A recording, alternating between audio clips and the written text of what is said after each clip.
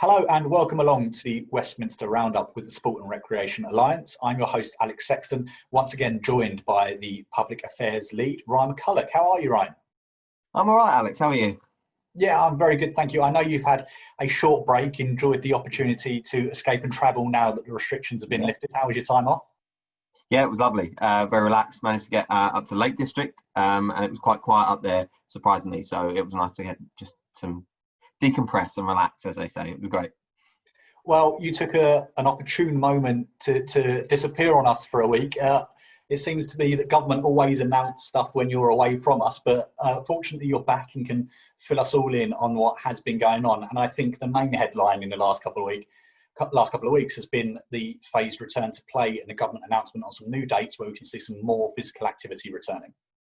Yeah, absolutely. I should probably learn. I took holiday in the same week last year and the government made two massive announcements. So note to self, don't take holiday in that week next year. But you're right, they did make another bigger announcement, sort of the one we've all been waiting for, if you like, about when most other things, not all, I must say, can return. So it's sort of in two phases. They announced that firstly from last weekend, which was the weekend of the 11th of July, outdoor gyms, outdoor swimming pools and playgrounds could open. And I believe many of those have already opened. I saw some of my local park this morning that were open. So that's good. And then from the 25th of July, indoor gyms, leisure facilities and swimming pools, which I know has been a big campaign by Swim England, can reopen again, provided that they can do so safely, and they must submit to their guidance on how they think they can do that safely in order to be assessed as to whether they can open. But from that date, as long as they can do so safely, then from the 25th of July, we're looking at a reopening indoors. Yeah, and once again, it's a very complicated situation, as everything has been in regards to the coronavirus. And there are a few caveats along the way that we will just touch upon now. The return of team sports has also been mooted at a grassroots level, and also just some of the language around what constitutes an indoor facility. The gyms and leisure centres are a bit of a catch-all, and I know we've had a couple of queries from members on those lines. Yeah, absolutely. So team sports is a good point to pick up. First, obviously, they started with cricket last weekend, but not a lot of other team sports have started again yet, as far as I know. So a lot of close contact sports are going to remain, unavailable, and the government has said that we can't be doing those. But they started with cricket last weekend. I know to great joy watching the Test match and the commentary in the England game. They were talking about all the scores from all over the country, so everybody's excited about that. That's great. We did have some queries, as you said, from members about the language that was used in particular. So first of all, we had some queries about non-traditional sporting venues, if you like, and this particularly applies to some of our exercise for movement and dance members, but a lot of others as well who might use non-traditional venues, and by that I sort of mean church halls, some outdoor venues that you might not expect people to use as well, but particularly with the indoor venues, whether they were covered in the same guidance as gyms and leisure facilities. And we had some queries about the definition, and sort of my colleague Max worked really hard last week to get some clarification, and essentially gyms and leisure centres applies to it all, and the regulations apply across the board. There still remain some concerns when it comes to the more neutral venues like halls in leisure centres or halls in churches or other just general halls in other buildings, as to who's in charge when it comes to the capacity numbers, if there's, say, a class going on somewhere else that's not related to yours, etc. But essentially, as long as everybody follows the same guidelines and they're submitted, then the guidance applies to all indoor venues where a sport could take place. And I think that's the key point to reference is those guidelines, and the information is available on the Sport and Recreation Alliance website in our FAQs, that latest government guidance, and we would advise you to check that out. There's lots in there about the return of team sports, about submitting that guidance and what needs to be approved before activity can return. So please do check that out. And if there are still any existing queries you've got, how can they get in touch with us, Ryan? Best way is probably policy@sportandrecreation.org.uk, but get hold of us on Twitter, get hold of me on Twitter as well. So there are a number of ways, and as I say, my colleague Max has got a good line of communication with DCMS, and he's able to get some of these queries in and get responses from DCMS. And I think just quickly, it's worth making the point that, as always with anything the government releases, it is guidance, broadly speaking. That's not to say that you can all of a sudden have big groups outside because you can't. They're telling you can't. But in terms of venues and what you can and can't have, there's no sort of rigid, strict guideline, if you like. They're saying it applies to all venues and that you have to operate as per the other government guidance. But it's very difficult sometimes for government to give exacting answers for particular niche queries, because in terms of interpreting their own guidance, it has to cover everybody as best as it can. So if you do have a really, really niche problem, we'll try our best to get an answer from DCMS. So as you said, they're the best ways to get in touch. Yeah, and clarifying that, we understand that there are so many, the breadth of our membership and the breadth of physical activity out there, we know that there will be individual concerns and questions. Yeah. So please do get in touch. And as Ryan mentioned, Max, Lee and the policy team will do the best to turn around and answer for you as soon as we can. So it wasn't only the return to play that was announced whilst you were off, Ryan, but we also got some good news on the PE and sport premium money. Yes, the other announcement that I missed, that we've been campaigning on for months, if not years, that I missed when I was away. The PE and sport premium has been confirmed by the government at the current rate of 320 million for the next academic year. So into the 2021 academic year, which is great news and something that I know a lot of organisations in the sector and members of ours, YST, AFP, have been campaigning for, and we've had a couple of sessions of the APPG recently on that, and I know Ben Bradley was campaigning. So it's great news for all of us who have been, really. That money's been rolled forward for a year, but also extra good news, given the school closures this year this academic year due to coronavirus. The government has said that any money that hasn't been used or reported can be carried over to the next year. So that's great. So actually that will mean that in some cases there'll be more money available in the 2021 cycle for schools, which will be great when we think about catch up, etc. Particularly obviously physical catch up at schools, which is great. What I would caveat it with saying is that it's only been confirmed for one more year. So we would like to see that put on a more long-term stable footing over a longer period, and obviously we'll be looking to campaign for that through the spending review, which Rishi Sunak announced last week will be in the autumn, which is quite a generic government term for the period from September up to Christmas. So but we would like to see the government commit there to at least continuing it at that rate, but possibly extending it for a longer period so that schools can plan and have more certainty. But great news in the short term anyway.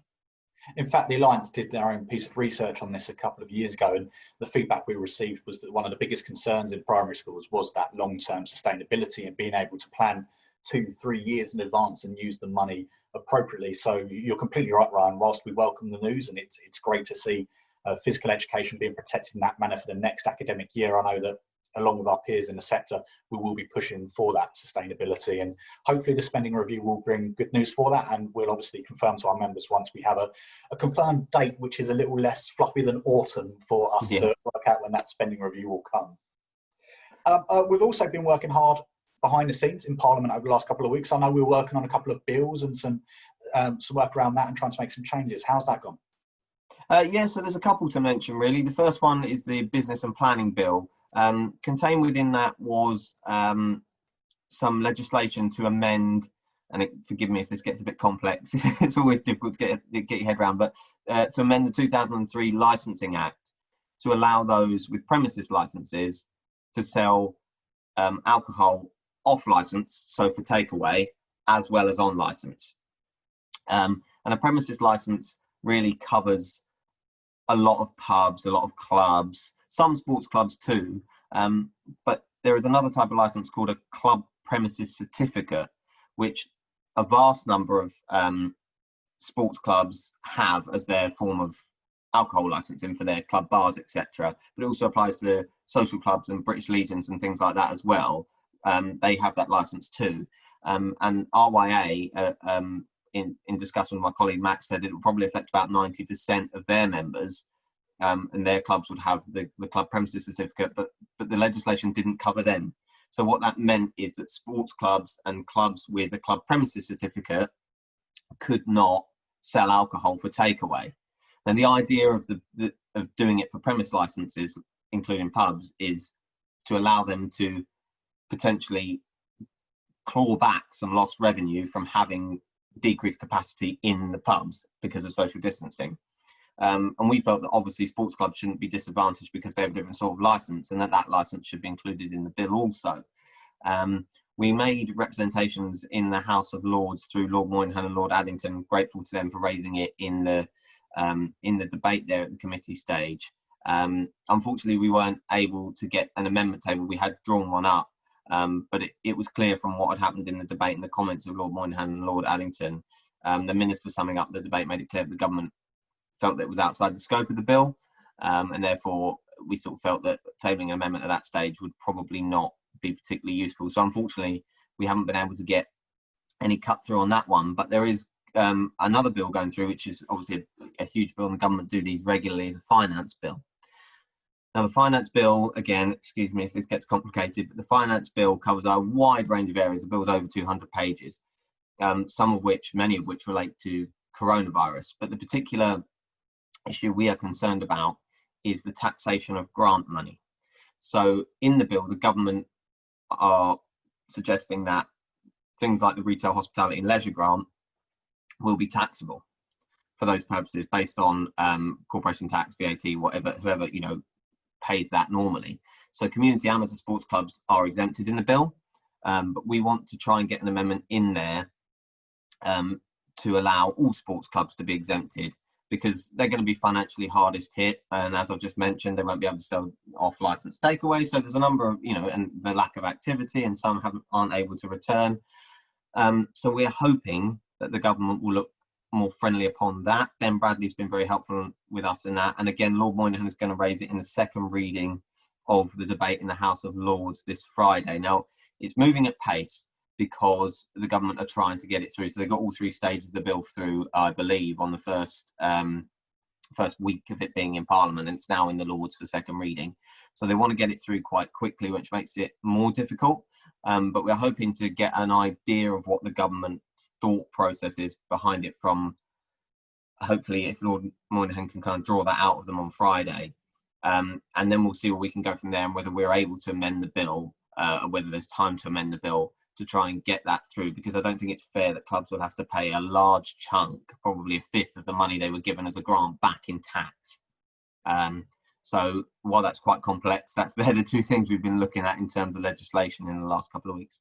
And that's certainly an area that we'll continue to push on, is that we're understanding of the economic impacts that COVID-19's had on the sector, and anything we can do to help push the cause for tax reliefs or for financial assistance that will help support the long-term sustainability of the physical activity sector, we're obviously going to continue working on. And if any of our members have any queries or ideas on that as well, I'm sure you'd be welcome to receive them.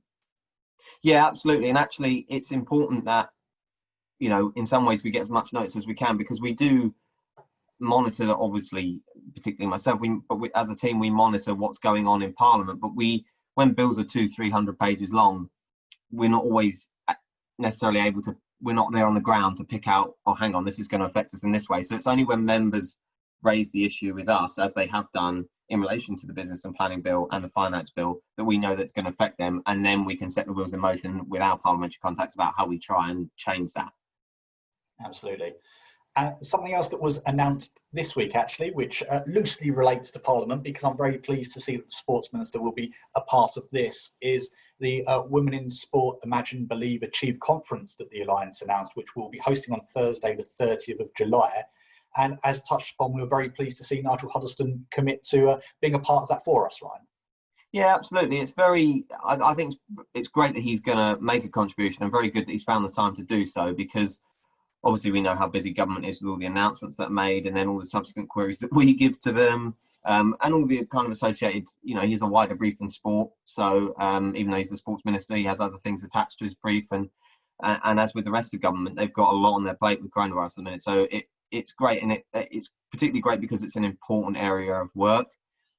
We know that coronavirus is going to affect, the shutdown in sporting activity is going to have a disproportionate effect on women and girls and their participation levels. So having this conference now, as we come back into sport, and having the minister's commitment to it is vitally important in making sure that we can get those participation numbers up as quickly as possible when, as things start to return.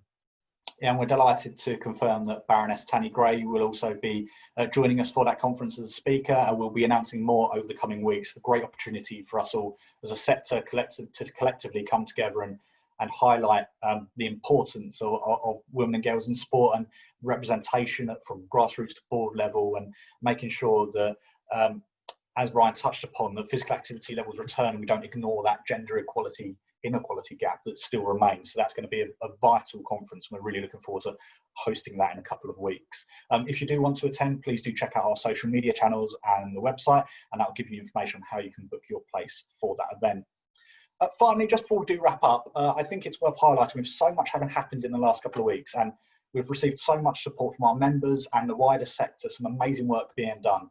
But in particular, with the difficult situation that's been occurring in the last few months, personally, I think on behalf of the Alliance, we'd really just like to put a big thank you on record to all of the team at DCMS for the urgency with which they've responded to our queries and have been supporting our members on. It's a complicated situation.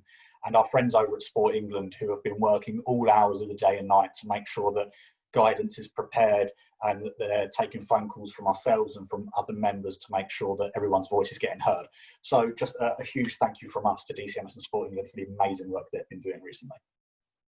Yeah, I agree. I can only just echo that, really. I mean, I'll keep civil servants secret, but there are a couple of the individuals at DCMS who have been absolutely fantastic, and I know my colleague Max would back me up with that because he's worked really, really closely with them. I'd also just take a time just to quickly thank sort of our advocates in Parliament. So I've mentioned Lord Moynihan, Lord Addington, also Ben Bradley is the chair of the APPG for Sport's been great in his office. Again, both the people we work with in his office have been absolutely fantastic and supportive of us in trying to work through many of the issues that sport has faced. So I would just absolutely echo that, and also just say that it's been really helpful to have members engaging with us really kind of on a regular basis, and trying to give us as many issues as we can to thrash out the government. So yeah, keep them coming. And although the weather may not be indicating it to us, we are approaching the time of the traditional summer recess for Parliament as well. But that doesn't mean that me and Ryan will be stopping our updates and halting those. We'll be back in a couple of weeks with some more information, some progress on a couple of those areas that we touched upon a little bit earlier on. So if you want to get in touch with us, please do follow us at SportRecTweets. You can email the policy team, policy@sportandrecreation.org.uk, and you can sign up to that Women in Sport conference by emailing events@sportandrecreation.org.uk. We look forward to seeing you very soon for another Westminster Roundup.